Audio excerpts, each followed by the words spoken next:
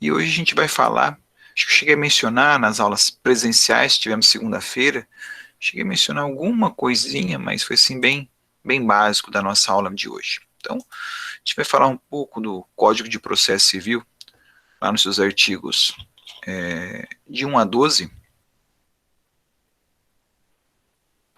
e trabalhar basicamente com três estruturas. Pois não, quem me chama? Ah, Gabriela, professor, pode fui falar? eu. Deixa eu te falar um negócio. Eu fui entrar na sua aula Deixa.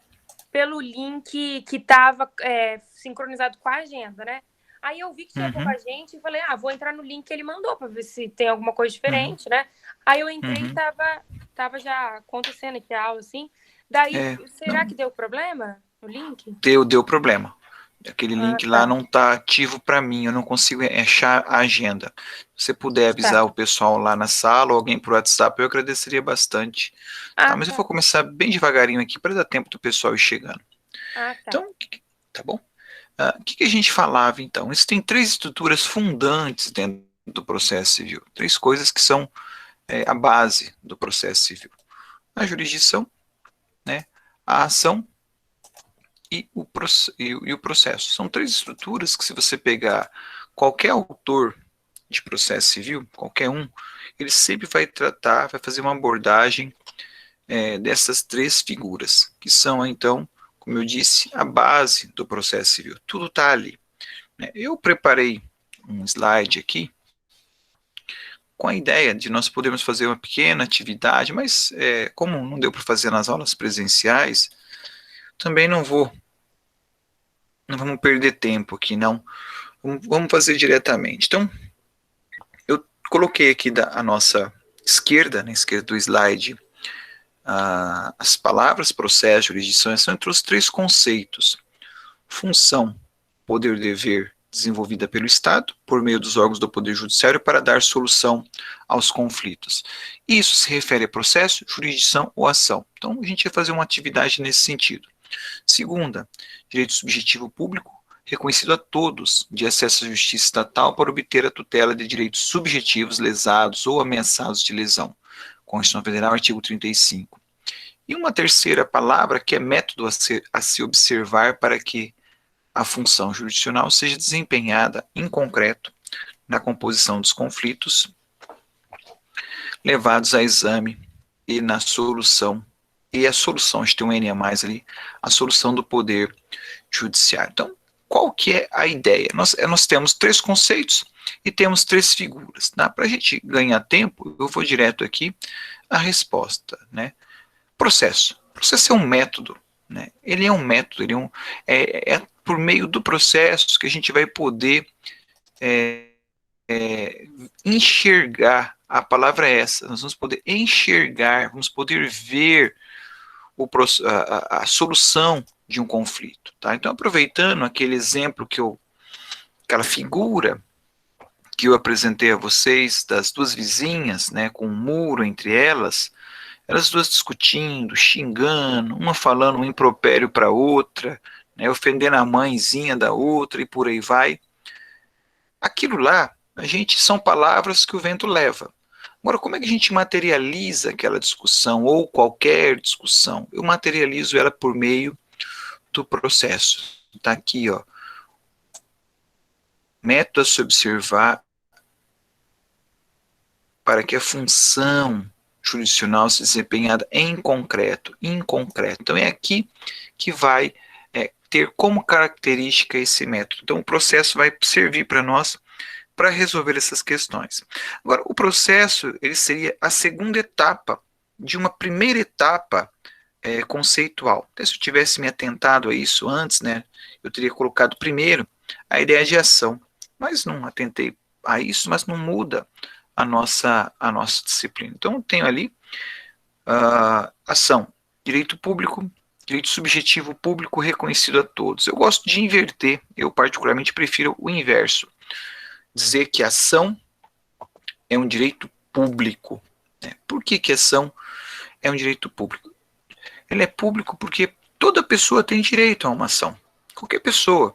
Inclusive, né, a gente vê pelo conceito ali, ele diz ao finalzinho, ó, lesado. Qualquer direito lesado, qualquer pessoa lesada pode buscar a tutela jurisdicional. Lesada ou ameaçada de lesão. A gente pode usar o direito processual como prevenção, para a gente prever determinadas situações. Né? Me ocorre aqui a minha filha hoje, ontem me perguntava de uma amiga dela que tem dupla cidadania, o filho, e ela vai viajar. Tudo bem, a família está sabendo, não tem conflito. Eu fico me imaginando aqui agora se a mãe estivesse tentando, digamos assim, fugir com a criança do país. O pai poderia pedir uma cautelar para que essa mãe não saísse com a criança, para que a guarda ficasse com ele. Então, o direito ele pode proteger essas questões, e qualquer pessoa tem direito. Só que quando eu digo direito público, que qualquer pessoa tem direito a isso, tem acesso à justiça, tem essa segunda palavrinha que é importante, né? Direito público subjetivo. Subjetivo vem da subjetividade, vem da vontade. Daqui a pouco nós vamos ver no Código de Processo como é que isso aí está escrito, mas a ideia é a seguinte: só eu posso proteger os meus direitos. Só eu posso buscar a proteção dos meus direitos. Mas o que eu quero dizer com isso? Vamos dizer que eu resolvo aqui chorar, contar a minha triste vida, né? Que minha esposa me bate, que ela faz isso, que ela faz aquilo. Né? Vocês podem ficar comovidos, mas vocês não podem fazer nada por mim.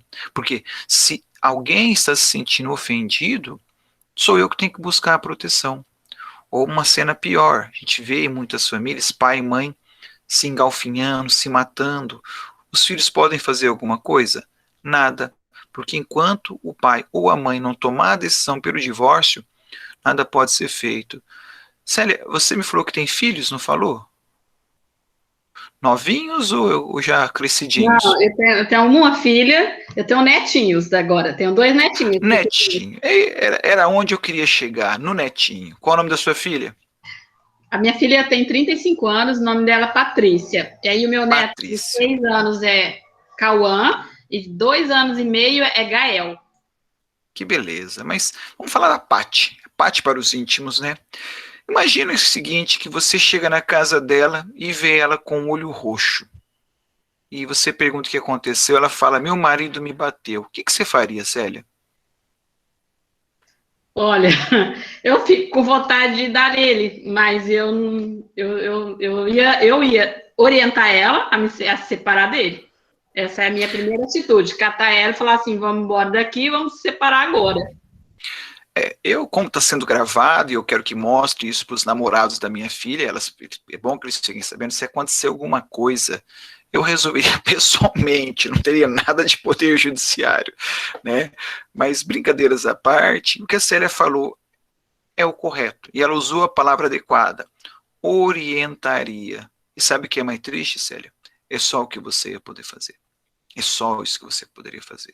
Né? E o que é mais triste ainda, se ela falasse, eu estou satisfeita, eu quero permanecer, não poderia ser feito nada. Porque ela é quem vai tomar a decisão, e só ela pode tomar a decisão, ninguém por ela. Né? Então, o sogro, a sogra, né, toda essa situação social que a gente sabe, as brincadeiras que existem, essas categorias, mas na prática, ninguém pode tomar as dores do outro. Esse é o direito. O direito é dessa forma, é proteger o interesse de quem quer ser protegido. Quem não quer ser protegido, não há o que ser feito. Estou falando sobre o aspecto processual civil. Sobre o aspecto penal, denunciar, chamar a polícia, aí é uma outra questão, né, que aí qualquer cidadão de bem, né, ou mesmo não sendo de bem, deve fazer para proteger um irmão, proteger uma outra pessoa que está ali sofrendo. Mas, vejam, sob o aspecto processual civil, infelizmente, não há o que ser feito. Por quê? Vamos fechar o raciocínio? Ação é direito público subjetivo. Depende da vontade de cada um. Ok? Agora, tudo isso só tem razão de ser por meio, né, da jurisdição que garante para nós ali, que é para nós uma função. É claro que dependendo do autor que você pegar, vai ter autor que fala que é poder, vai ter autor que fala que é dever. Então, assim, não me importa muito se você acha que é uma função, poder ou um dever. O que me importa é que você entenda que quem faz isso é o Estado por meio dos órgãos do Poder Judiciário. É o Judiciário quem vai dizer se aquilo está certo ou se aquilo está errado. E às vezes tem situações que são até tristes, digamos assim.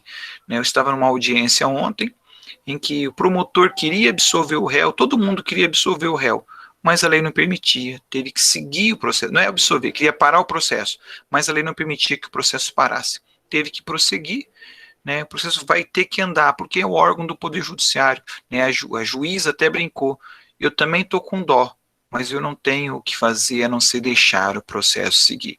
Até brinquei com ela, falei, Tom, conto com a sua compaixão na decisão, pelo menos, né, porque o judiciário é isso, ele vai dizer para nós o que está certo e o que está errado. Para quem estava na aula na segunda-feira, presencial, eu não me lembro de todos que estavam lá, mas falei muito da questão da liberdade, né, um pouquinho ali da liberdade. Quem estava de casa também ouviu, mas quando eu falei, nós não somos livres, nós não temos liberdade.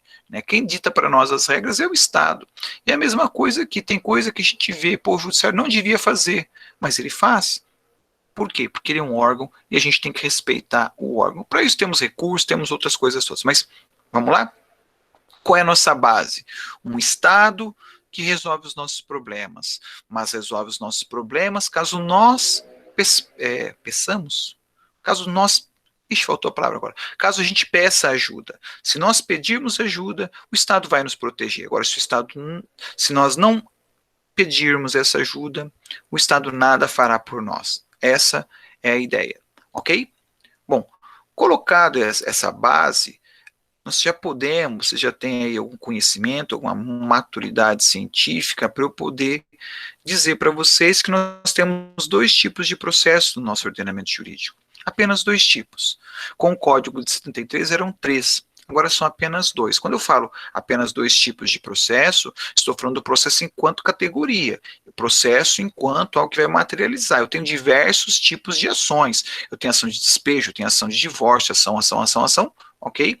E às vezes a gente confunde, no linguajar do dia a dia, a gente às vezes mistura ação por processo. Mas enfim, tecnicamente falando, processo são apenas 2 modalidades. A primeira, processo chamado de processo de conhecimento. É o processo do conhecer, é o processo que o juiz vai tentar, é nesse processo que o juiz vai dizer para nós quem está certo ou quem está errado. Ele tem que ouvir as partes. Né? Se me permitir brincadeira, Célia, né? Brincadeira séria, mas brincadeira, né? Se a Patrícia sofreu algum tipo de agressão pelo marido, eu tenho que ouvir a versão do marido. O marido vai ter que se defender para que o juiz possa tomar a decisão. O que eu vou contar agora é um caso real, pode parecer piada, mas não é piada, aconteceu, né, eu me arrependo de não ter guardado isso escrito para poder apresentar, mas em uma determinada época eu fiz um processo de separação de corpos. Então marido e mulher, ele quebrou o nariz da mulher, foi no núcleo de prática jurídica do Sesumar, ele quebrou o nariz numa agressão, e eu fiz a petição inicial para tirá-lo de casa. A defesa veio no seguinte sentido, né? O advogado escreveu desta forma, ou muito próximo a isso. O réu agrediu a autora, contudo, o fez no leito conjugal ao virar-se na cama. Por ser trabalhador braçal, o cotovelo veio por bater, por colidir com o nariz da esposa, vindo a quebrá-lo. Eu escrevi para o juiz, falei, excelência, sem querer ele quebrou o nariz, imagine se ele quisesse bater nessa senhora. É claro que isso foi feito assim, depois o processo acabou tomando um rumo ruim, que acabaram fazendo um acordo, ela acabou voltando para casa, né, ruim sob meu ponto de vista.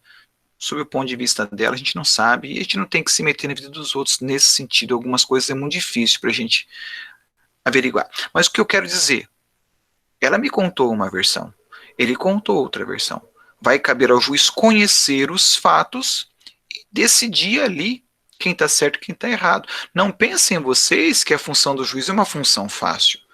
Eu tenho muita pena dos amigos juízes, são pessoas muito angustiadas, porque eles passam o dia inteiro ouvindo histórias contrárias e ao final vai ter que dizer quem está certo. É muito pesado isso, mas essa é a função do processo de conhecimento. Resumindo, o processo de conhecimento tem a finalidade do juiz conhecer o caso e aplicar uma decisão. Perfeito? Então, no processo de conhecimento não tem nada pronto, nós vamos construir a partir dali o raciocínio. Ok? Bom, segundo o nosso objeto de estudo esse ano, o ano todo, esse semestre, o próximo semestre, o professor que estiver com vocês, não sei se serei eu ou não, mas quem for trabalhar com você vai trabalhar com o processo de conhecimento. A gente vai aprender essa estrutura, ok? A segunda estrutura, que é vista mais à frente para o curso, depende do conhecimento prévio do processo de conhecimento, é o processo de execução. Nesse processo de execução, ou no processo de execução, aproveitando o raciocínio anterior, eu já tenho o resultado já está pronto. Mas como assim? Vou explicar. Eu posso promover execução quando eu tenho um título executivo, importante anotar isso, tá? Título executivo, extrajudicial. Para quem não sabe o que é, alguém sabe o que é um título executivo extrajudicial? Sabe me dar um exemplo aí? Já viu um? Já leu? O João colocou aqui no chat, cheque. Se bem que a gente já nem vê mais isso, né? Eu não sei qual foi o último cheque que eu emiti por conta dos cartões de crédito que a gente usa aí no dia a dia. Mas o cheque é um título de crédito, a nota promissória, uma debênture, algo mais fácil. Um contrato com 2 testemunhas. Qualquer contrato assinado por 2 testemunhas é um título executivo extrajudicial. Bom, o que está pronto ali? Vamos lá. Vou pegar o fácil, o cheque. Não está escrito lá no cheque? 50 mil reais. Quanto que quem emitiu o cheque deve? 50 mil reais. Qual a origem do negócio? Não importa. O cheque, ele não tem, não importa a origem do negócio. Se foi para pagar compra de gado, tudo bem. Se foi para pagar uma casa, tudo bem. Se foi para pagar droga, infelizmente, tudo bem. É cheque. Eu não vou discutir a origem do documento. Então, eu não tenho discussão. O que está escrito no cheque? 50 mil. Quanto que ele deve? 50 mil. Tem que pagar e acabou. Se não pagar, eu vou penhorar bens para garantir o pagamento desse cheque. Ok? Beleza? Então, rapidamente, mais uma vez, processo de conhecimento para o juiz apreender, né, absorver e tomar uma decisão. Processo de execução, lastreado em título executivo extrajudicial, já está pronto o resultado, é somente agora efetivar o recebimento dele. Belezinha? Certos? Professor, Pois não, Gabriela? no processo de execução, você falou que tem o título executivo extrajudicial. O exemplo é o Isso. cheque e um contrato assinado por 2 testemunhas? Um contrato assinado por 2 testemunhas, nota promissória, uma debênture, uma duplicata. Esse título vai estar no processo de execução, né? Bem observado. Esse documento tem que estar lá. Esse cheque tem que estar lá. Esse contrato tem que estar. Por quê? Vamos imaginar que alguém me dê um cheque de 50 mil para pagar lá honorários advocatícios. Eu posso perder o cheque? Ou então deixar o cheque na calça e ir para a máquina de lavar e o cheque se perder? Quer dizer que eu não vou poder mais receber meus honorários? Eu vou poder receber. Eu vou falar para o pessoal, perdi o cheque. Se ele falar, problema seu, aí eu vou ter que entrar com o processo de conhecimento para provar que eu prestei o trabalho, para provar que a despesa era de 50 mil, testemunhas e por aí vai, para daqui a 10 anos um juiz falar, ele te deve 50 mil. Aí eu ia começar de novo. Essa é a grande diferença. Na execução, o resultado já está pronto, eu só tenho que receber.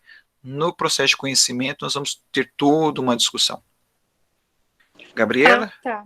Professor, respondi? Pois não? Outra coisa, na ação que você fala do direito público subjetivo, esse direito público subjetivo depende da vontade de cada um?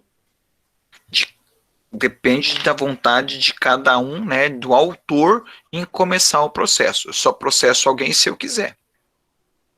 Então, depende da vontade do autor processar? Isso, o autor tem que tomar a decisão. Eu vou processar. Beleza, obrigada. Por nada. Bom, em se tratando de processo de conhecimento, existe um princípio muito importante que é o princípio da congruência. O que é o princípio da congruência, pessoal? Uma palavra feia, mas ela tem muito significado. A sentença tem que decorrer necessariamente do que for pedido. Tem que haver uma correlação. Tem que haver uma relação perfeita entre o que eu pedi e o que a sentença vai me entregar. Tá? Mais à frente, daqui a uns 10 minutos, inclusive vou projetar um pedido aqui que está errado. depois que eu vi, né, a hora que eu projetei a aula aqui para a turma anterior, eu vi que havia um erro, resolvi não corrigir para mostrar para vocês a importância de pedir certo. Então você tem que fazer um pedido correto. Eu brinco muito que é como se fosse um restaurante. Se você pede Coca-Cola e o garçom te entregar uma Pepsi, eu não sei você, eu vou ficar muito bravo. Porque eu não tomo Pepsi por nada desse mundo. Passo sede, mas não tomo. Opção, né? A mesma coisa, se eu peço um Guaraná, o cara me traz uma Coca-Cola, eu não quero, eu pedi Guaraná. Ué, meu gosto é aquele, há que se respeitar. O processo é a mesma coisa. Então, se eu quero, vamos lá, uma indenização por dano moral de R$ 5.000, ora, se eu acho que minha moral vale 5.000, quem é o juiz para querer me dar 100.000? Eu pedi 5, quem é ele para poder aumentar o que eu estou pedindo? É claro que eu estou exagerando no exemplo, né? Mas a ideia é essa. Se eu quero algo, eu tenho que pedir. O juiz não vai, como me perguntaram, acho que na aula anterior, o juiz não vai intuir o que eu quero, ele não vai achar, ele não pode achar, ele tem que seguir exatamente o que foi pedido. Não pode entregar nem a mais, nem a menos, e nem diferente do que foi pedido. Perfeito? Cuidado quando eu falo não pode entregar a menos, né, é um conceito que a gente vai aprender bem para o final do ano, mas se eu peço 5.000, ele até pode entender que eu não provei nada e falar, você não tem direito nenhum. Ou se eu peço 5.000, provo só direito a 4, ele só vai me entregar a 4. Tá? Mas o importante é entender, o que eu peço é o limite que o juiz tem para julgar. O que eu peço é o limite que o juiz tem para julgar. Né, eu não falei isso para a turma anterior, me ocorreu agora. Aluno de faculdade tem um problema tremendo com a ação chamada investigação de paternidade acumulada com alimentos. Na hora que você dá um exemplo, que você vai para o estágio, ele acha que se a pessoa vai pedir investigação de paternidade, a pessoa quer alimentos. Não é verdade. Às vezes eu não quero alimentos, eu só quero um pai. Eu estou com a minha vida pronta, estou trabalhando, estou estudando, né, Célia? Para que eu vou querer pensão? Eu nem tenho direito à pensão, eu só quero um pai. Então, se eu entro com uma ação de investigação de paternidade, o juiz não pode, eu vou dar o alimentos também, aproveitar o passeio, aproveitar a viagem. Isso não existe. O juiz vai entregar aquilo que eu peço. E aquilo que eu peço chama-se princípio da congruência. Ok? Bom, como eu falei de pedido, e pedido é uma coisa importante, eu trago aqui para vocês alguns aspectos práticos. Então, eu vou conceituar na sequência agora os tipos de pedidos que nós temos.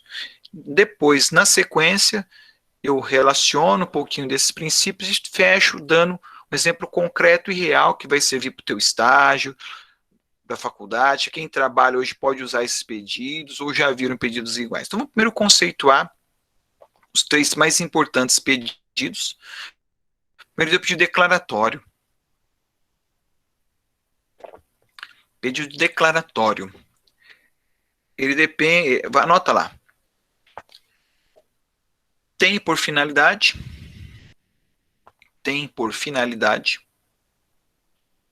trazer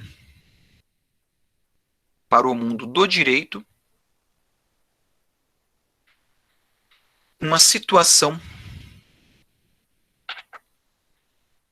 que já existe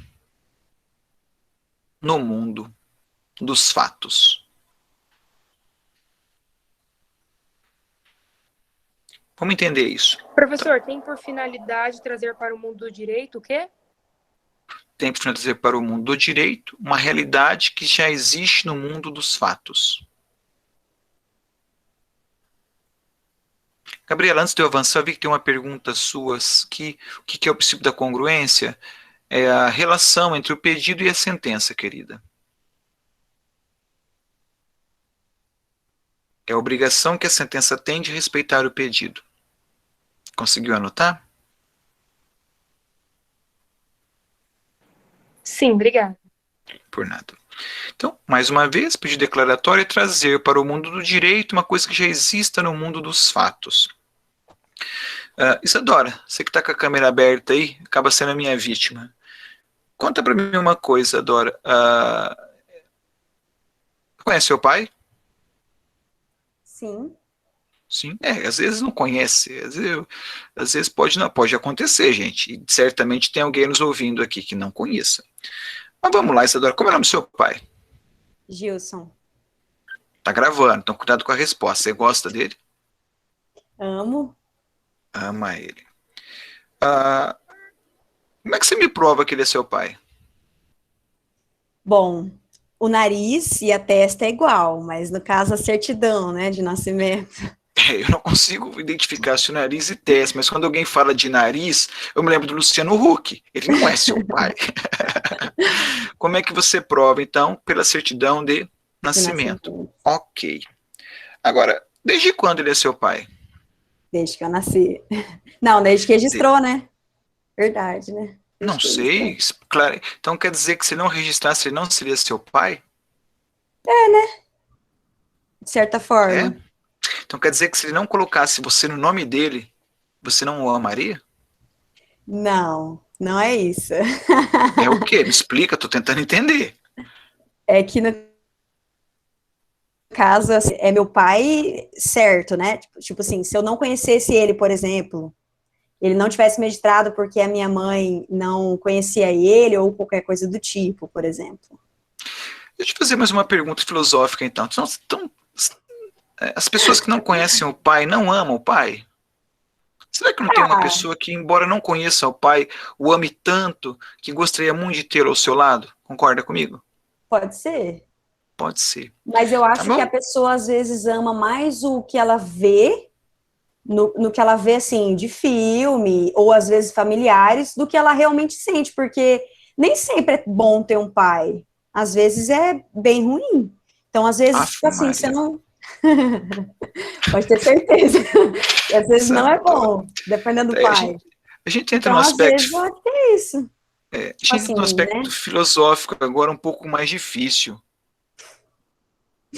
Tá? Mas enquanto família ideal, pai e mãe, não é porque eu seja pai, mas porque eu sou filho também. Né? Pai e mãe são estruturas fundamentais na vida das pessoas. Né? Talvez seja aí o grande problema social, talvez passe por aí. Mas vamos lá, vamos focar então no você e seu pai. Tá? Você conhece seu pai, você ama seu pai. Eu vou perguntar diferente então. Se não houvesse um pedaço de papel, você deixaria de amar seu pai? Não. Não. Então, vamos entender, pessoal. Paternidade. Desde quando alguém é filho de outro alguém? Nós somos filhos do nosso pai e da nossa mãe desde a concepção. Desde a concepção. Eu tenho que fazer uma piada, eu não me aguento. Gente, eu fico pensando às vezes, né, que o filho ele é fruto do espermatozoide, que é o mais rápido, né, o mais sadio, que chega primeiro. Eu fico pensando, e o último espermatozoide da corrida? Que ia ser essa pessoa? Tem uns que você olha assim e fala, meu Deus, se esse for o melhor, o que seria o pior? Mas piadas à parte, vamos voltar ao que interessa. Desde quando alguém é filho de outro alguém? Desde a concepção. Até aí tudo bem. Agora, socialmente, e você começou a nossa conversa me afirmando, eu sou filha do meu pai e provo por meio da certidão de nascimento. Atenção, pessoal, que agora eu vou desmistificar e esclarecer tudo. Pedido declaratório, trazer para o mundo do direito o que já existe no mundo dos fatos. Uma pessoa que não teve a certidão de nascimento feita no seu nascimento, ele continua tendo um pai. Esse pai continua ali. Ele pode não conhecer, ele pode não gostar, eles podem não se amar, mas eles continuam sendo pai e filho. Só que para o mundo do direito só terá validade para fins de pensão, para fins de inventário, herança, a partir de um pedacinho de papel. E que pedacinho de papel é esse? Será uma sentença que irá declarar fulano filho de Beltrano. Para isso que serve o declaratório. Professor, mas que coisa besta. É besta, só que anota aí, declarar. O pedido declaratório é caracterizado pelo verbo declarar. Você tem que usar o verbo declarar. Se você usar outro verbo, estará errado. Você não vai obter o que você deseja. Mais uma vez, vamos dar um outro exemplo. Certamente alguém aí vive nessa situação, mas eu não vou me delongar muito nisso, né? União estável. União estável. Quantas pessoas não vivem em união estável? Precisa de papel para provar a união estável? Não precisa. Até a hora que dá zica.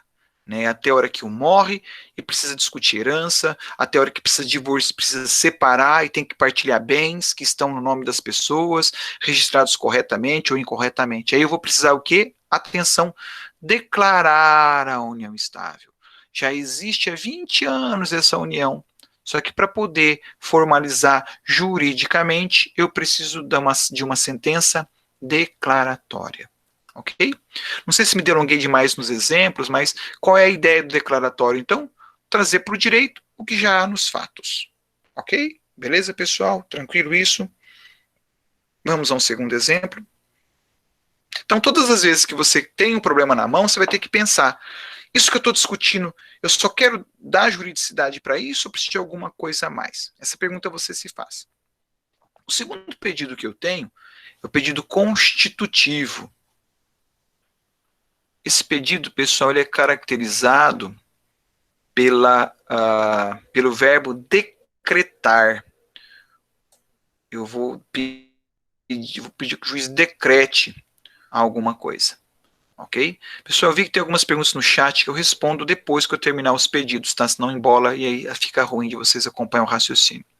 Então, mais uma vez, pedido constitutivo é caracterizado pelo verbo decretar. Você vai decretar alguma coisa.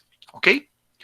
Importante anotar, ó, tem por finalidade criar, tem por finalidade criar, modificar ou extinguir direitos.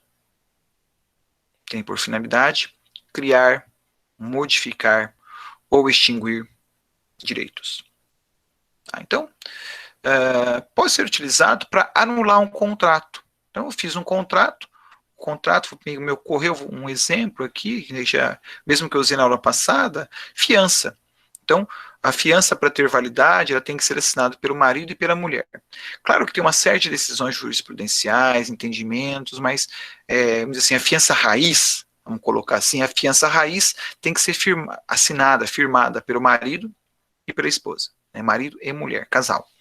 Se por acaso só o marido assinou a fiança sem a participação da esposa, aí a esposa tem direito a pedir a nulidade desse contrato. Ela pode pedir que o juiz decrete, né, a nulidade da fiança firmada ali entre o fiador, né, e o devedor da obrigação principal. Então, para isso serve pedido constitutivo. Ok? Daqui a pouco eu dou mais um exemplo ali para vocês. Por último, e o mais fácil deles, é o pedido condenatório.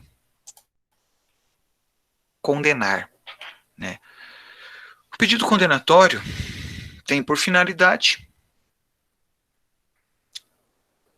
gerar, tem por finalidade gerar um título executivo. Tem por finalidade gerar um título executivo judicial, vírgula, permitindo o cumprimento de sentença. Permitindo o cumprimento de sentença. Trocando em miúdos, pessoal, né, é uma forma de obrigar alguém a pagar alguma coisa. Basicamente é isso. Na condenação, você quer que alguém pague você. Você quer dinheiro. É claro que não é só dinheiro, né? Pode ser obrigação de fazer ou não fazer, mas a ideia é você quer receber alguma coisa. Perfeito? Dos três, a gente vai sempre por eliminação. Eu tenho como buscar o pagamento, é o condenatório. Se eu quero buscar um pagamento, se eu quero cumprir de obrigação, é o condenatório. Ok? Não se desesperem, parece muito difícil, dá um nó na cabeça no começo, mas ó, com o tempo, com o estudo, isso vai ficando uma coisa muito clara para todos vocês. Perfeito? Garanto que não é bicho de sete cabeças, não. A primeira vez que a gente vê, é duro, mas depois a gente vê que não é tão complicado. Eu trago aqui alguns exemplos, né? Acho que um já até falei, investigação de paternidade, nós temos ali o constitutivo, que é um divórcio, nós temos aqui o recebimento de dívidas, e eu quero ir direto para vocês, para poder dar os exemplos. Elton, a finalidade do condenatório é gerar um título executivo judicial. Criar, né, dar origem a um título executivo judicial. Beleza, Elton? Isadora, você levantou a mão, querida? Por favor. Professor, aí no caso você vai cobrar na prova, por exemplo, a diferença desses pedidos, ou você vai dar um exemplo e a gente vai ter que colocar o que que é, tipo uma classificação? Isadora, assim, a prova é o que eu menos me preocupo na prova, tá? Mas como é que eu estruturo a minha prova? Via de regra, eu sento ali na hora e estruturo algum problema. Então, basicamente, são problemas para você me dar uma solução, uma aplicação para aquilo ali, Ah, entendi. tá? O que eu posso dizer para tranquilizar a todos, né? Eu faço isso aqui há 20 e tantos anos, né? Eu tenho completa noção que é a primeira vez que você está tendo contato com a matéria. Então, assim, eu vou fazer questões que eu tenho convicção que vocês têm a plena capacidade de responder. Agora, eu parto de um pressuposto básico, já que fizemos um parênteses aqui. Eu parto do pressuposto que vocês leram os textos. Esse é o pressuposto inafastável. E o segundo pressuposto é que você buscou uma complementação num outro texto. Tá? As aulas são importantes, são maravilhosas, né? Mas, assim, muito importante a leitura. E mais um parênteses, vocês são avaliados por aquilo que vocês escrevem, não por aquilo que vocês leem, ou por aquilo que vocês assistem. Ah, professor, eu vi 30 vídeos antes de fazer a prova. Maravilha. Mas você tem que escrever para partir do que você, para você poder se desenvolver na escrita. Ok? Então não se preocupe, Isadora, fique tranquila, né? Não é nada assim do outro mundo, não. O pessoal fala que eu sou meio carrasco, tá ficando gravado, eu sei o que as turmas falam, mas eu tenho certeza que eu nunca exagerei em nada, tá bom? Não se preocupe, não. Vamos lá, galera. Então trago um exemplo para vocês aqui. Aí, Professor, esse é um exemplo, quem fala? Diga, Gabriela.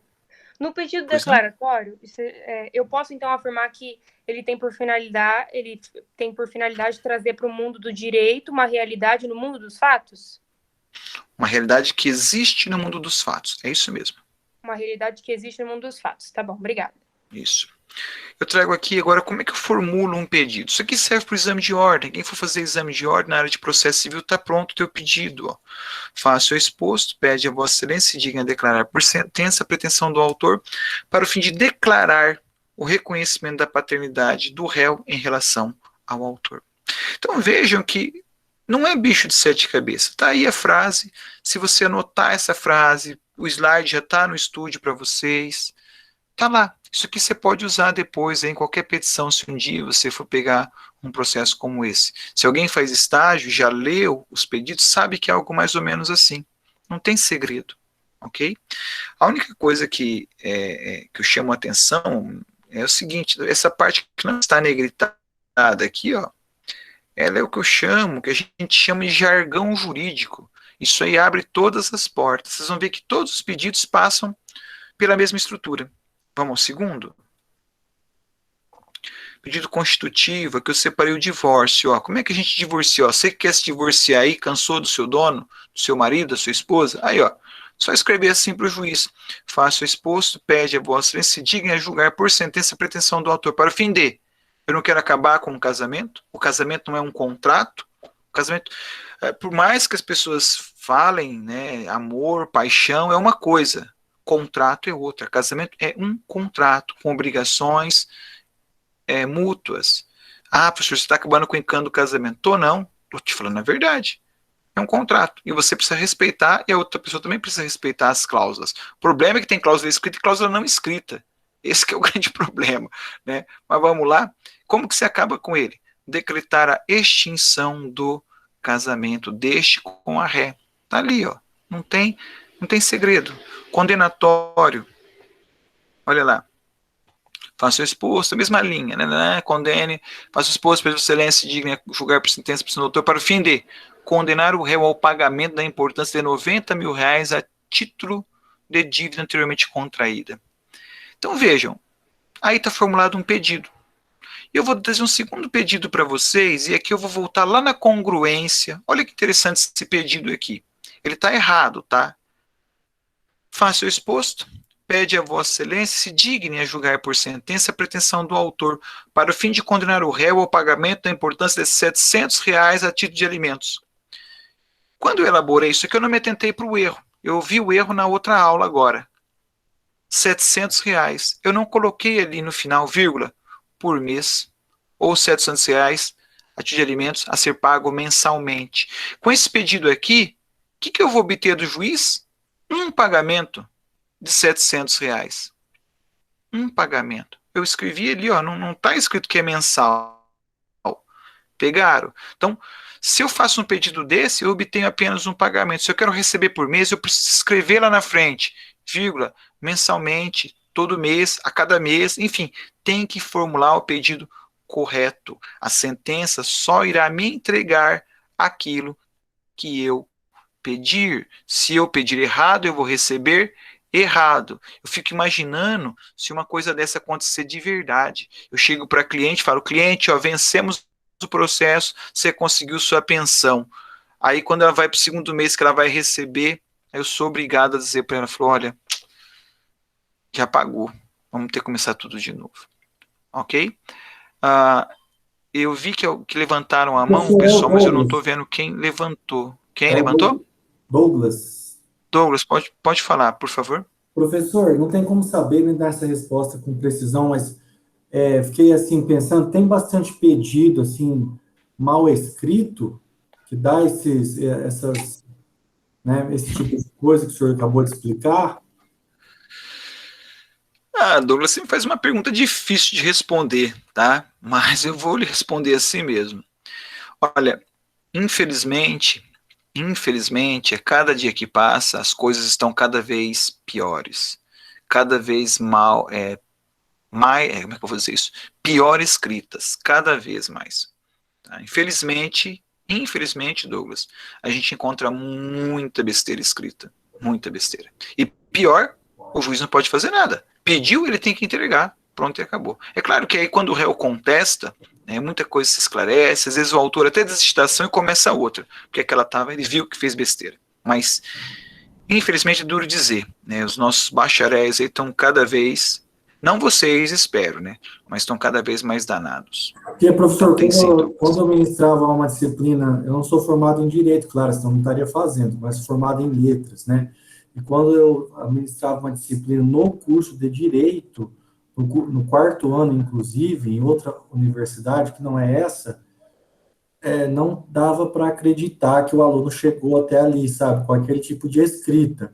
Eu não estou queimando nem a universidade, nem o aluno, nem dizendo que somos melhores, nem nada disso. É só que você falou a respeito disso, e isso é uma questão de, claro que isso foi um lápis do professor, sei lá, mas escrever mal tá tenso nessa área. Não, é a tônica hoje, nós não precisamos, assim, conjugar tudo alinhado, tudo bonitinho, mas existem alguns erros que não podem acontecer. Por exemplo, eu vi ontem, dias com Z, 5 dias, aquilo é de cortar o coração, e você pega as provas para ler, então, meu Deus do céu, tem hora que dá desespero. Só que o grande problema, é um problema estrutural, é que se você for corrigir a língua portuguesa do aluno, nossa senhora, você quase apanha, porque o cara fala que o professor de direito tem que avaliar o direito, e não a língua portuguesa. Então é um problema, não é uma coisa assim simples, no meu ponto de vista. Isso aí eu pensando, Paulo André, não falo nem como professor, nem como coordenador. Se o cara não sabe escrever, não tinha como ir para frente.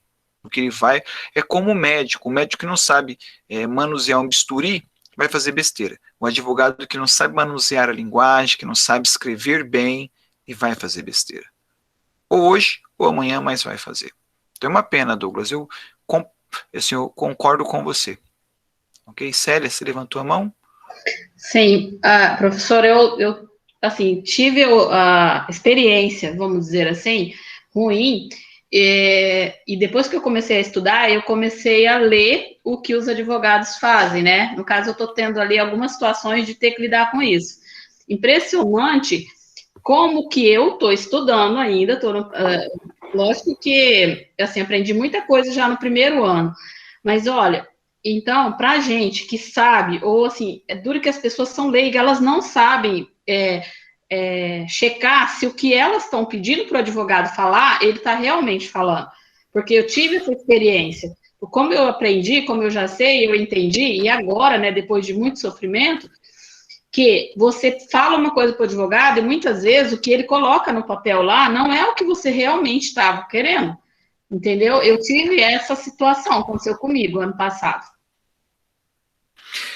A moda hoje é o recorta-cola, né? Os modelos, o pessoal vai na internet, pega o modelo e coloca. Eu, particularmente, eu ministrei aula para estágio muitos anos, eu sempre falei para o aluno, não sou contra o modelo. Você pode pegar o modelo, agora eu sou contra você pegar o modelo e não ler, e colocar ali, que aí você coloca muita coisa errada. Recorta-cola hoje é um grande problema na nossa sociedade, né? Infelizmente, mas é a realidade. Espero que vocês, atentos a isso, mudem isso aí para o bem de vocês. Professor, Okay? posso fazer só uma Então, pessoal, sobre esse sentido? Por favor. Esses dias eu fui na delegacia de uma cidade tal, aí, que eu não era daqui, e fui fazer um boletim, é verdade isso aqui, eu fui fazer um boletim de ocorrência, porque hoje eu sou professor e trabalho com vendas também, fiz uma venda e não foi mal sucedida, e fui fazer um boletim de ocorrência com o escrivão da Polícia Civil, onde ele fez ali o BO, e eu assinei que estava com pressa. Na metade do caminho eu li e voltei e falei, olha, o que você escreveu não tem nada a ver com o que aconteceu. Pois ele ficou bravo comigo, mas eu abri o notebook, escrevi, imprimi e falei, agora tá certo. Porque não batia com o fato, ele não conseguia escrever o que eu estava dizendo, e eu não admiti isso. Ele ficou bravo e não tem direito. Vejam, isso acontece muito, infelizmente acontece muito, agora não é numa delegacia, são em todas as delegacias, não é num fórum, são todos os fóruns, então a gente tem que estar muito atento e é isso aí, Douglas, agradeço a contribuição. Vamos lá? Alguma outra colocação, pessoal? Então, avançando um pouco, então, colocados os pedidos, vamos entender agora como é que isso aí está organizado, como é que eu faço para que isso flua dentro do processo, o que o Código de Processo Civil prevê para mim. Bom, eu disse a vocês agora há pouco o conceito da ação, direito público, subjetivo e abstrato. E aí, quando a gente vai para o Código de Processo Civil, ele vai dizer para nós o seguinte, dispositivo, demanda, o que isso aí quer dizer? Artigo 2º, ó.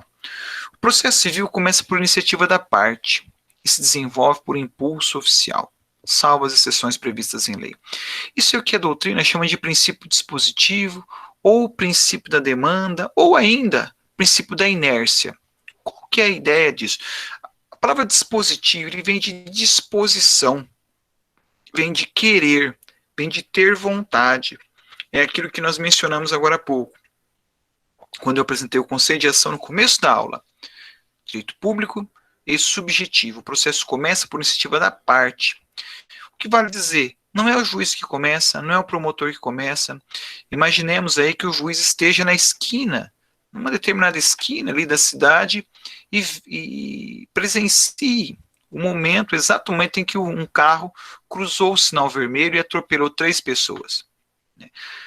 Tiremos o aspecto penal, não vamos ficar no aspecto penal, mas a indenização civil. Esse juiz pode fazer alguma coisa? Pode processar alguém?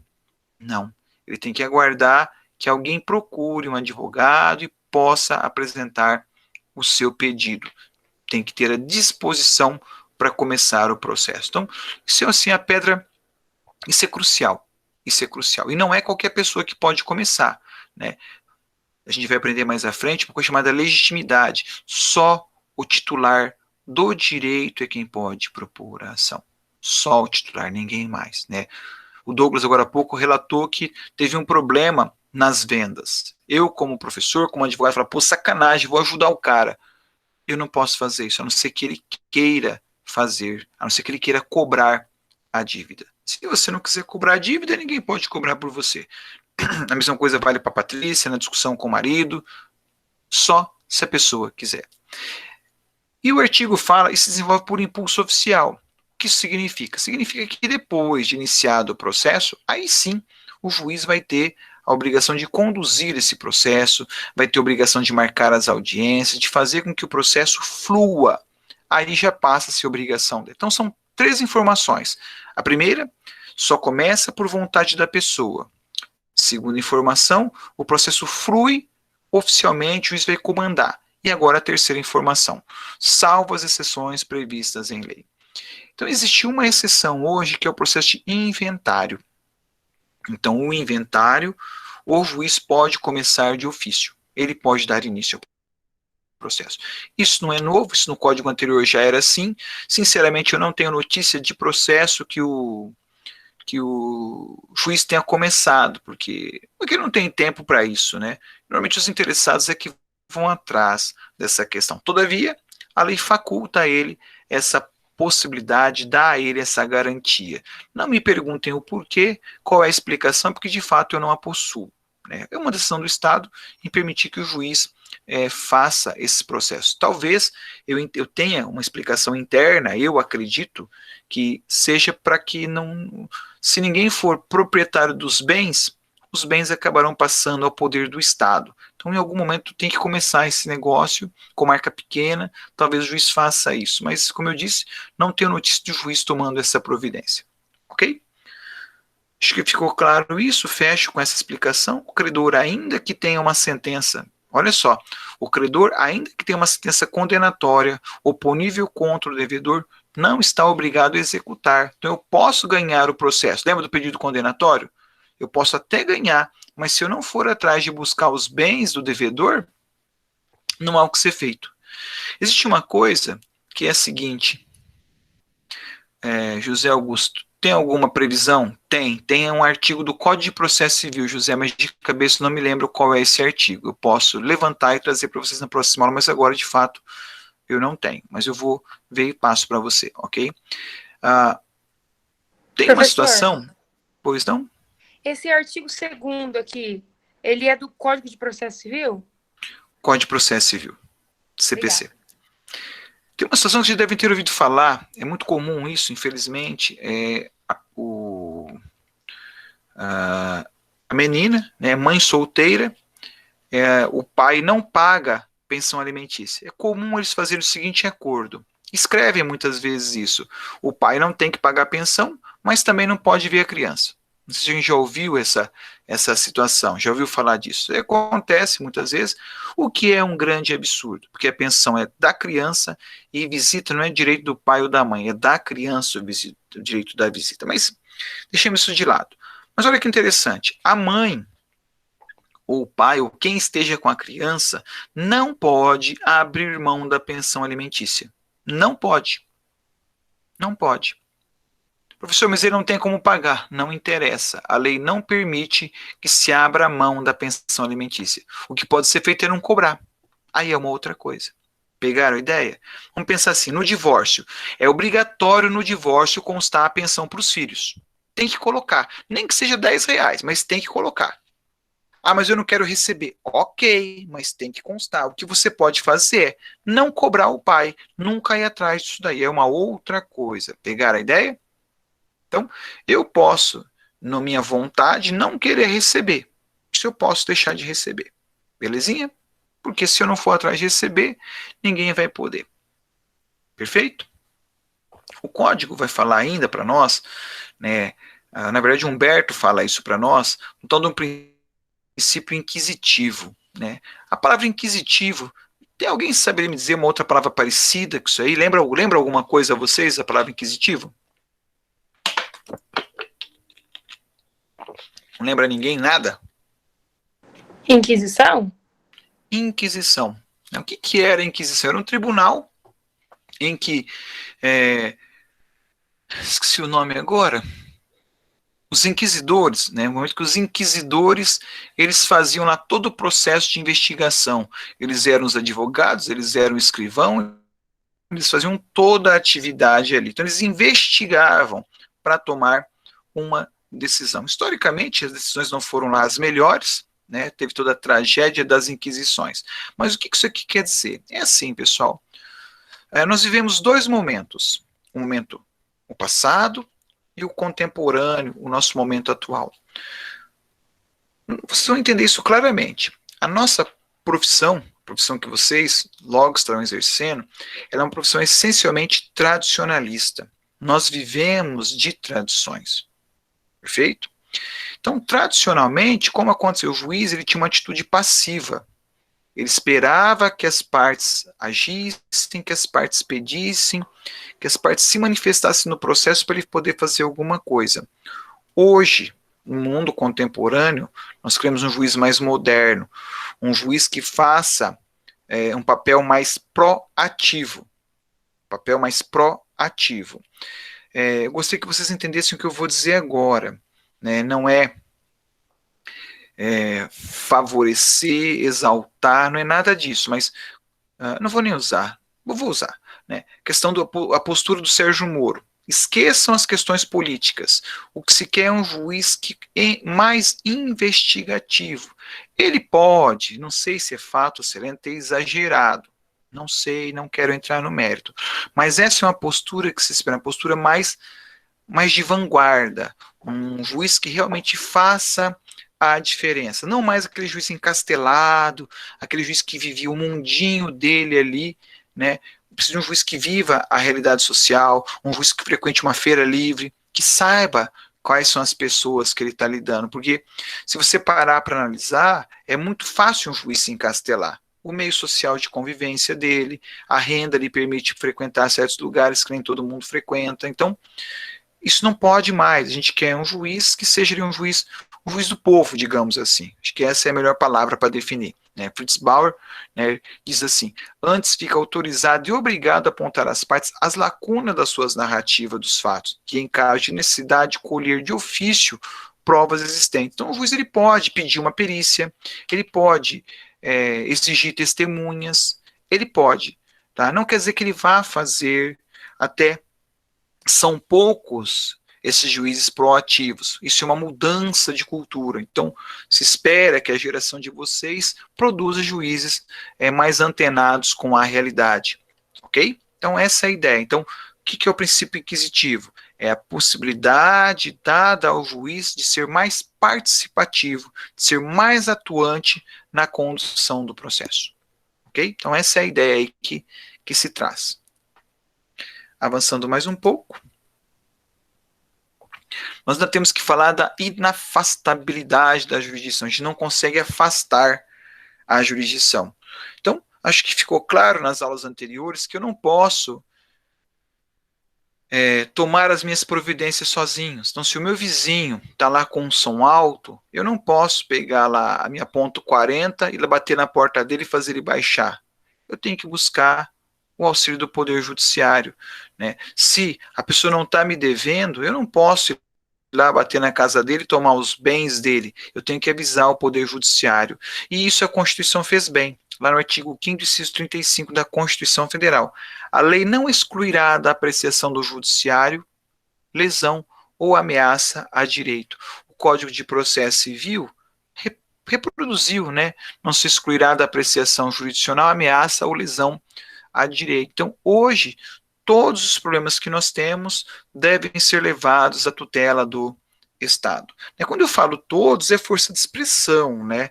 Por exemplo, se o casal é maior de idade, não tem filhos menores, eles podem se divorciar por uma escritura pública. É algo mais fácil. Se os herdeiros são todos maiores e capazes, não precisam fazer o inventário, podem fazer uma escritura pública de inventário em um cartório. É o que a gente chama de jurisdição voluntária, que eu vou tratar na próxima aula com vocês. Mas, em regra, como regra geral, todas as questões jurídicas são submetidas à apreciação do judiciário para poder ser resolvida essa questão. Ok? Belezinha? Alguma pergunta? Senão eu vou avançando. Então, isso a gente chama de inafastabilidade. Eu não consigo me afastar da jurisdição. Eu não consigo me esconder da jurisdição. Se eu for para o Alto Amazonas, o Estado tem como me buscar.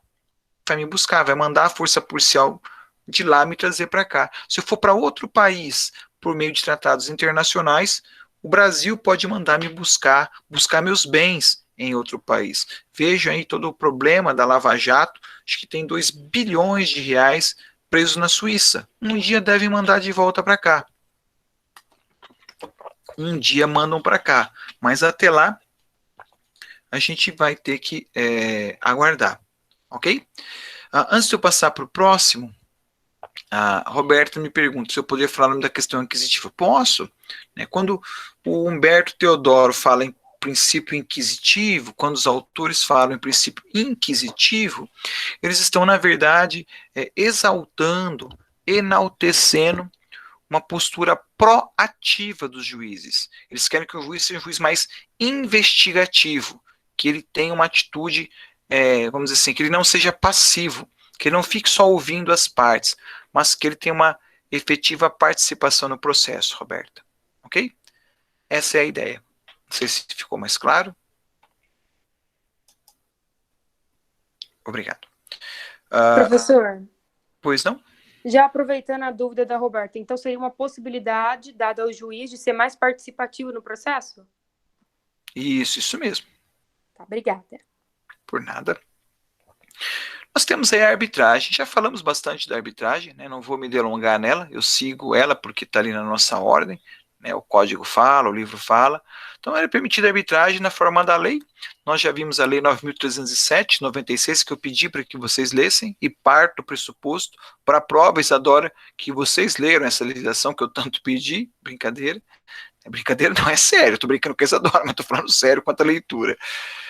Mas também o código, ele prega muito esse novo código, isso é uma vertente do novo Código de Processo Civil, que é um pouco do common law, né? O direito costumeiro tem muito, ele favorece demais os acordos. Se você assistir filmes americanos, é normal, quando tem advogados, aquelas salas lindas, em que as pessoas sentam lá para tentar um acordo, né? Eu vi essa semana um seriadinho, Punhos de Aço, de Ferro, alguma coisa assim, e lá mostra um determinado momento lá, em que eles querem desfazer a empresa, sentam os advogados, todos trazem um documentão desse tamanho assim, uma proposta de acordo de 50 mil páginas, mas assim, é da cultura. Nós estamos tentando fazer isso aqui no Brasil. Então o Estado, está lá no no artigo 3º, parágrafo 2º, o Estado promoverá sempre que possível a solução consensual dos conflitos. A conciliação e a mediação e outros métodos de solução consensual de conflitos deverão ser estimulados por juízes, advogados, defensores públicos e membros do Ministério Público, inclusive no curso do processo judicial. Então, mesmo durante o processo, dá para fazer acordo a qualquer momento. A gente pode fazer acordo. A qualquer instante, não tem limite temporal para acordo. E hoje existe, vou ver se eu consigo escrever aqui com a minha mão esquerda e o mouse, que é o Sejusc. Não sei se alguém já ouviu falar nisso. Nós temos uma vara no Sesumar que cuida disso aqui, né, que é o Centro Judiciário de Solução de Conflitos e Cidadania, alguma coisa por aí. Então, o que é o Sejusc? São pessoas treinadas, né, se faz curso para ser conciliador e mediador. São bacharéis em Direito que fazem esses cursos para serem mediadores e conciliadores, né? Estudaram com a Fabrícia, isso, maravilha. Então, essa possibilidade é algo novo, para o sistema nacional é algo novo, mas que tem dado grande resultado, né? São grandes os desafios, porque eles não são remunerados. Eu acho que deveria ter um tipo de remuneração que fosse pequena, né? Mas assim, é uma questão aí pessoal. Eu não acho que ninguém deve trabalhar de graça. Eu acho que todo mundo que presta um trabalho relevante social tem que ter alguma remuneração financeira, para que ele se sinta mais motivado a continuar fazendo aquilo. Ok? Mas enfim, né, fechando o aspecto político da situação, então existe, é fortalecido, se tenta muito esses aspectos. Temos problemas, é claro, não sei se foi nessa aula, nessa turma ou outra turma. Professor, mas eu fui uma audiência, durou 2 minutos. Uma audiência que foi errada. Uma audiência que o conciliador não aproveitou o treinamento que teve, enfim, não estava num bom dia e não rolou, vamos dizer assim, né? Mas o ideal é que sejam realmente pessoas preparadas, que estejam com vontade de fazer a conciliação. Não é brincadeira, é muito melhor um péssimo acordo do que uma boa demanda. É melhor resolver logo do que ficar anos e anos ali brigando por um processo. Avançando mais um pouco, o CPC, ele vai falar para nós do razoável duração do processo, que eu não vou ficar em cima disso aqui, já falei tanto para vocês, né? As partes têm direito de obterem prazo razoável a solução integral do mérito, incluída a atividade satisfativa, que é inclusive receber. Não basta ganhar, tem que receber também, ok? Não vou me delongar nisso, eu vou direto ao assunto novo aqui, importante para nós. Tudo isso, pessoal, deve acontecer e ser regido pelo princípio da boa-fé. Aquele que de qualquer forma participa do processo deve comportar-se de acordo com a boa-fé. Então a gente tem que ser, dentro do processo, e mesmo fora, nós temos que ser honesto, respeitar as testemunhas, não fraudar documentos, não lesar, né? Essas coisas é bom falar com todas as câmeras ligadas para ver a cara de vocês que vocês vão fazendo quando a gente vai falando, né? Que muitas vezes a pessoa vem para o direito imaginando que os advogados são tudo desonesto, que as partes vivem fazendo coisa errada. Não é verdade. Acho que eu já mencionei isso para vocês. Na segunda-feira, eu lembro que eu falei isso com muita convicção para quem estava, bom, para todo mundo, eu esqueço que tinha o pessoal à distância. Eu falei, nós somos honestos. Na média, né, nós somos pessoas honestas. Existem desonestos? Claro que existem. Existem, mas existem em todas as profissões também, né, em todas as áreas. Então, a gente tem que trabalhar com a dignidade e com a boa-fé. Agora, é claro que nós não estamos aqui, né, não estou, meu óculos daqui é de grau, não é óculos cor-de-rosa, né, até estou lendo, terminei de ler esses dias, Alice no País das Maravilhas, mas não estou influenciado pelo livro, não. Eu sei que as pessoas fazem coisas erradas, mas atenção, quando alguém viola a boa-fé, é do CPC, esse artigo que está no slide. Quando uma pessoa viola a boa-fé, desrespeita o artigo 5º do CPC, para isso nós temos remédios. Nós vamos ter aí a litigância de má-fé, que é uma multa que é aplicada para quem falta com a verdade, digamos assim. Eu também tenho um ato tentatório de dignidade da justiça, que é quando alguém afronta o processo. Vejam, por hora, nós estamos aprendendo o mundo do dever ser. As pessoas devem agir com boa fé. Se não agir, ok, a gente vai punir. Mas a gente aprende no segundo momento, que eu quero que vocês entendam, né? Gostaria muito que vocês compreendessem e agissem com boa fé, porque nada melhor do que a tranquilidade de botar a cabeça no travesseiro. Nada melhor do que isso. Ok? Então, também na mesma linha, é lá a dignidade da pessoa humana. Muito interessante o novo código trazer isso. Isso vem muito alinhado à nova Constituição Federal. Nós temos o nosso mestrado do Unicesumar em direitos da personalidade, em que se favorece muito essa discussão. Ele coloca lá, ao aplicar o ordenamento jurídico, o juiz atenderá aos fins sociais e às exigências do bem comum, resguardando e promovendo a dignidade da pessoa humana e observando a proporcionalidade, razoabilidade, legalidade, publicidade e eficiência. Claro que isso é uma promessa, né? Que o Estado está fazendo uma promessa para nós, em que o juiz vai agir com esse cuidado. Às vezes não age. Às vezes não age, ele está violando a Constituição, e não só a Constituição, mas também o Código de Processo Civil. Então, essa é a essência, é isso que nós queremos, é isso que vocês têm que trabalhar, porque não adianta aprender um prazo para uma citação se você não tiver esses pressupostos arraigados em você enquanto ser humano. Por quê? Porque o processo deve ser justo. Há que se buscar a justiça nesse processo, uma efetividade nesse processo. E ainda, o código ele traz para nós essa ideia do artigo 6º, também do CPC. Sempre que eu não coloco a fonte, é do CPC, tá? Ele diz assim, todos os sujeitos do processo devem cooperar entre si para que se obtenha em tempo razoável a decisão de mérito justa e efetiva. Então a gente tem que colaborar, tem que ajudar as pessoas. Não é fácil, garanto a vocês que é bem complicado, são direitos antagônicos, né? É o réu querendo uma coisa, o réu querendo outra diametralmente oposta, os advogados sendo pagos para fazer essas coisas acontecerem de forma diferente, mas isso aqui não é uma guerra, isso aqui não é uma discussão, né? É comum, os advogados até, vamos dizer assim, não deveria ser comum, mas é comum, advogados até se estranham na sala de audiência, saiu da sala, todo mundo é amigo, toma a sua Coca-Cola, sua cerveja juntos, assim, não é nada pessoal, é tudo questão técnica, né? Se espera que as partes também sejam assim, já é mais difícil, né? Você convencer lá, se você pegar um divórcio, né, bem arraigado, em que um trai o outro, que o sentimento está à flor da pele, e querer que os dois se abracem ao final de uma audiência, é querer confusão, mas todo mundo tem que colaborar para o resultado do processo, ok? Bom, pessoal, sei que vocês podem estar cansados, mas eu preciso de um pouquinho de atenção nesse finalzinho, que é muito importante esse finalzinho agora, tá? Bem importante mesmo, que é essa parte aqui, ó. contraditório efetivo. Pessoal, para que exista processo, tem que existir contraditório, tá? Tem que existir contraditório. Eu procurei aqui o meu livro do Franz Kafka, né, O Processo, em que o funcionário público é processado e não sabe por que está sendo processado. Nós temos que dar voz à outra parte. Temos que saber, a pessoa tem que poder se manifestar. Tá? Tá lá no artigo 7º, é assegurado às partes a paridade de tratamentos. Isso tudo tem que ser tratado igual. Ao exercício de direitos e faculdades processuais, aos meios de defesa, aos ônus, aos deveres, à aplicação de sanções processuais, competindo ao juiz zelar pelo efetivo contraditório. Pessoal, se o autor fala alguma coisa no processo, o réu tem direito a se defender. Se o réu fala, o autor tem direito a se defender e vice-versa.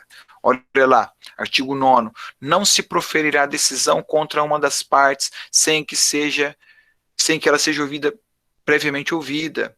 Então, olha só, me fizeram uma pergunta agora há pouco na outra aula, professor, mas e se no meio da audiência o réu apresentar um documento novo? Não há nenhum problema nisso. Se ele apresentou o documento ali, o juiz dará vista ao autor, para que o autor possa olhar aquele documento. É óbvio que se for um documento simples, já discute ali na hora. Se for um documento mais extenso, com mais páginas, que existe uma leitura mais elaborada, nada impede que o juiz suspenda a audiência e marque uma outra data para que ela continue dando prazo para as partes se manifestarem sobre a documentação. Então, isso é muito importante. É lembrar que todo mundo tem direito a se defender no processo. Isso aqui é processo sem contraditório, pessoal, é processo nulo. É processo que não cumpre a sua finalidade e terá que certamente ser refeito. Professor, ok? Pois não? Pode tirar é o Douglas de novo, pode tirar uma dúvida, então surgiu aqui nesse sentido, vamos supor que o juiz ele dê, por exemplo, 15 dias para a parte apresentar, né, um documento comprovando qualquer tipo de coisa que seja, e essa parte ela não aparece nesse tempo, é isso que recebe o nome de preclusão ou eu estou muito enganado? Preclusão é perda de prazo. Então, se eu dou 15 dias para ele se manifestar e não se manifestou, precluiu. Então, é exatamente o que você falou. Então, foi anexado um documento no processo. É dado um prazo para a parte se manifestar. Se a parte não se manifesta, preclui. Porque o contraditório, pessoal, o contraditório, presta atenção no que eu vou dizer agora, não significa que o outro tem que se manifestar. Contraditório contraditório é dar a oportunidade do outro se manifestar. Vejam a diferença. Contraditório não é ouvir o outro. O outro pode não querer falar nada. Contraditório é dar a chance do outro falar. E essa diferença é fundamental. Isso você tem que anotar aí, tá? Contraditório é dar a chance do outro falar. Sério?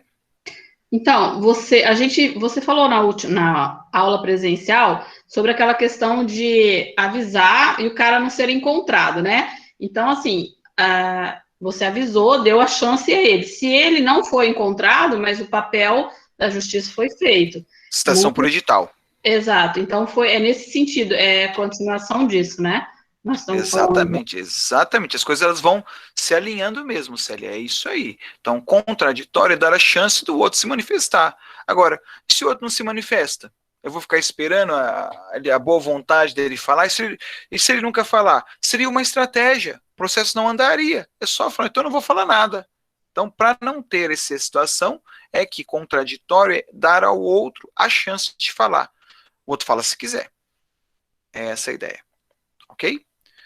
Artigo 10º, o juiz não pode decidir em grau algum, então nem no STF, né, em grau algum, jurisdição com base em fundamento a respeito do qual não se tenha dado às partes a oportunidade de se manifestar, ainda que se trate de matéria sobre a qual deva se decidir de ofício. Então, tudo o que acontece no processo, gente, tudo, as duas partes, todo mundo que está ali, essas são 3 réus, todos eles têm que ter chance de se manifestar. Se não for dado à pessoa esse direito, não respeitamos o devido processo legal.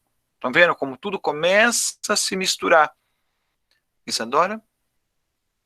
Daí, no caso, assim, se a pessoa não se manifesta, o juiz, ele vai dar como procedente? É assim? Se a pessoa não se manifesta, o processo vai prosseguir. Vai prosseguir. Tá? Eu não posso garantir que seja procedente. Digo a você, na maioria das vezes acaba sendo procedente. Mas pode ser que o juiz entenda que não foi comprovado a documentação e julgue improcedente. Tá? Então eu não posso dizer como regra que será procedente. A princípio, acaba sendo, mas não é, digamos assim, 100% dos casos. Ok? Professor? Bom, meus queridos, diga.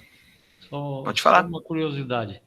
Pois não? Em que situação não é admissível provas novas no processo?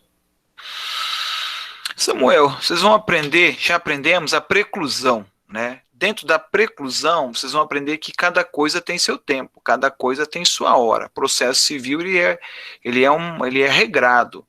Normalmente, os documentos são apresentados com a petição inicial ou com a contestação. Testemunha, é dado um prazo para isso. Perícia, é dado um prazo para isso. Então, é possível apresentar documentos novos?